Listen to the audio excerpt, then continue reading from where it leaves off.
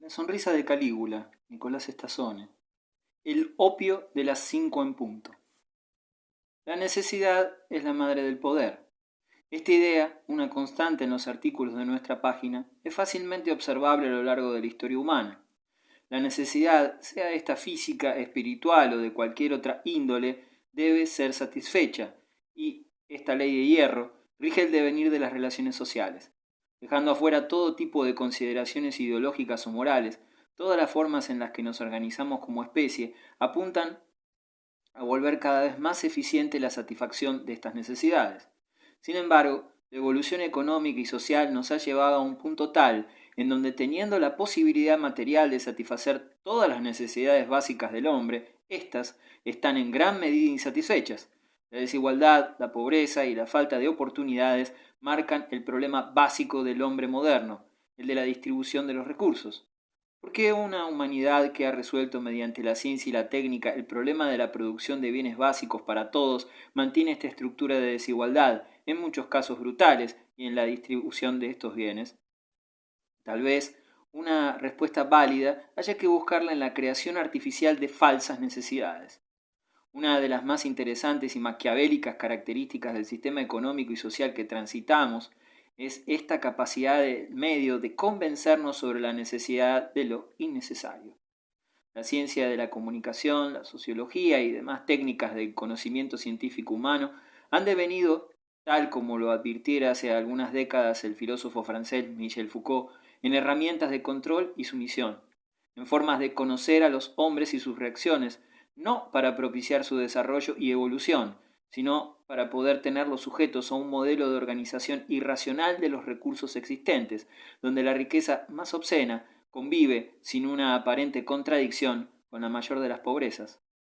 Adormecidos e incapaces de observar las consecuencias finales de esta desigualdad absurda, proceso trágico que culmina en actos de crimen y delito donde tanto quien posee como el desposeído se ven perjudicados, convertimos nuestras vidas en una carrera de obstáculos para obtener bienes superfluos que nos convencieron que son imprescindibles.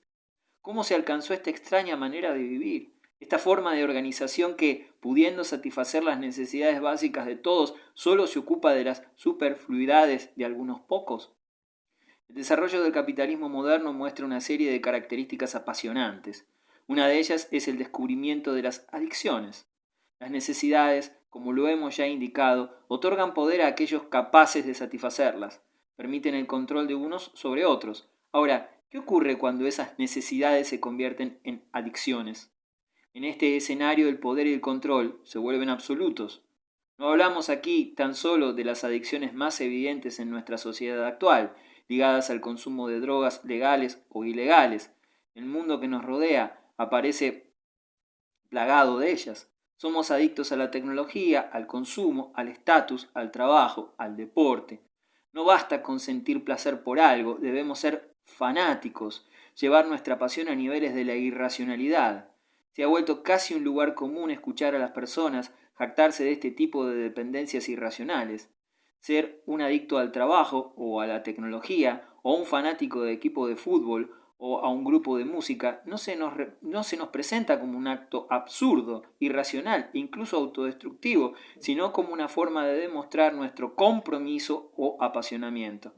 Este proceso que ha concluido con esta naturalización de la irracionalidad es consecuencia de estos mecanismos capaces de crear falsas necesidades antes apuntados. Pero ¿cómo empieza esto? ¿Cuál es el origen de este proceso por el cual lo innecesario se vuelve imprescindible a niveles de adicción?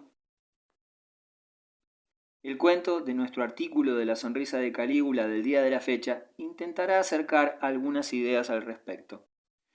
La China imperial de mediados del siglo XVI era una sociedad ordenada por una rígida estructura estamentaria. El emperador, como cabeza del poder formal, sostenía con su figura divinizada un sistema de castas de tipo feudal, en donde señores locales regenteaban la pobreza del campesinado y los pequeños artesanos, responsables de la producción de bienes materiales. Esta rigidez era avalada ideológicamente por el confucianismo, doctrina establecida oficialmente que planteaba el respeto sumiso a la autoridad como única forma de virtud.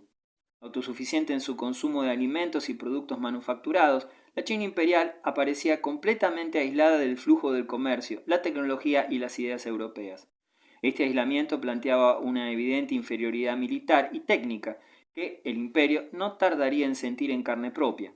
El único comercio autorizado por las autoridades chinas hacia 1650 era el del té. Los comerciantes británicos de la Compañía de las Indias Orientales, una sociedad privada conformada por los más ricos e influyentes personajes del reino, habían descubierto las hojas del té, consumidas tradicionalmente en China como un producto muy atractivo para el mercado europeo. En pocos años su consumo en Europa se volvió masivo, convirtiendo a la sociedad inglesa en especial en adicta a esta infusión. Siempre atento a los equilibrios de los flujos comerciales, los señores de la compañía descubrieron un problema. Si bien la venta del té en Europa resultaba un gran negocio, los chinos no parecían interesados en comprar a cambio ningún producto británico. A lo largo de las décadas la balanza comercial fue cada vez más deficitaria. Los comerciantes ingleses, a cambio de plata, único metal aceptado por la China imperial, llevaban las hojas de té a Inglaterra, pero no eran capaces de introducir en China los tejidos elaborados en sus fábricas. La sociedad china, como ya hemos apuntado, era autosuficiente en materia textil, y los productos británicos no podían competir con los tejidos producidos por los propios chinos.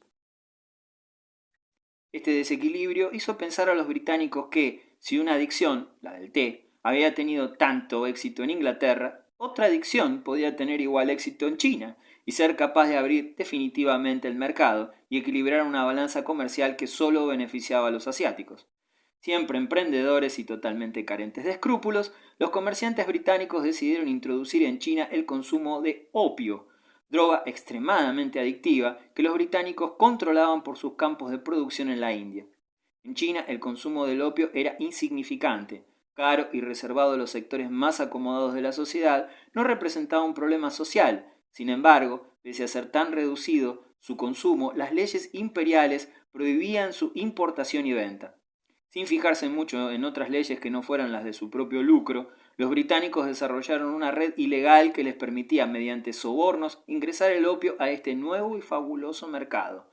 El abaratamiento de los costos provocado por este circuito de distribución acabó generalizando el consumo de la droga a niveles alarmantes.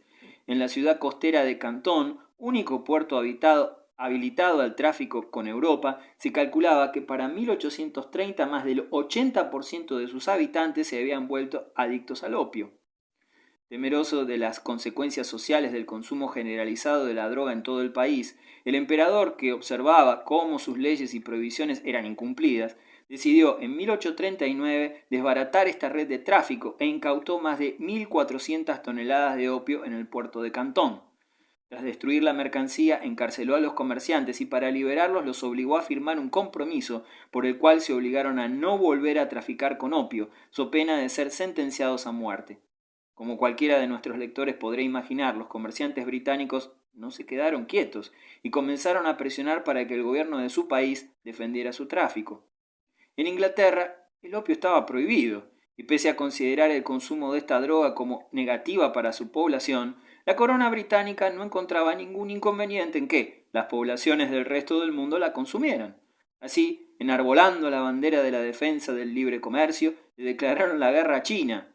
En junio de 1840, con el puerto de Cantón cerrado para el comercio, los barcos de la Marina Británica se tomaron el cuidado de ir a enseñar a los incivilizados chinos algunas lecciones de libertad, y a fuerza de cañonazos acabaron con la resistencia local. Las diferencias eran abismales. Los buques acorazados a vapor británicos se enfrentaron a barcos a vela, y sus tropas armadas con las últimas exquisiteces del arte bélico se las veían contra tropas chinas pésimamente equipadas. En 1842, completamente derrotados, los chinos debieron aceptar un tratado de paz que ponía a su país en manos británicas. La potencia europea obligó a China a abrir 5 puertos para el comercio con Europa, a pagar una indemnización de guerra de $9 millones y a la cesión de la isla de Hong Kong, que desde entonces pasaría a ser una de las principales bases del comercio británico en la zona. La derrota, además, generó una violenta crisis política y la masiva apertura comercial acabó con el equilibrio de la economía tradicional. Las ciudades de China se convirtieron en factorías textiles regenteadas por los capitales británicos. La necesidad de mano de obra generó un éxodo masivo de trabajadores del campo a la ciudad, movimiento de población que derivó a su vez en grandes hambrunas, pues no había nadie que se ocupase de la producción agrícola. Esta gigantesca crisis social y económica derivó en una revuelta masiva que puso al país patas arriba durante más de 15 años y que acabó con la muerte de 20 millones de chinos. Aprovechándose de la decadencia del imperio, los británicos iniciaron una segunda guerra del opio en 1856, donde el gobierno chino, ya de rodillas por las revueltas, debió aceptar nuevas exigencias británicas, entre ellas la legalización total de la venta del opio en todo el territorio. El masivo consumo de la droga generó enormes problemas sociales y económicos, pues la mayoría de los recursos obtenidos por los chinos iba a la compra del opio inglés. El Estado quedó a merced del capital británico, perdiendo así su independencia y la posición dominante que ostentaba hasta ese momento en toda la región. Para finalizar, es interesante observar cómo, en este trágico episodio, el capitalismo británico aprendió una gran lección. La necesidad es la madre del poder y la adicción la del poder absoluto, máxima que no se ha dejado de aplicar hasta nuestros días y con gran éxito.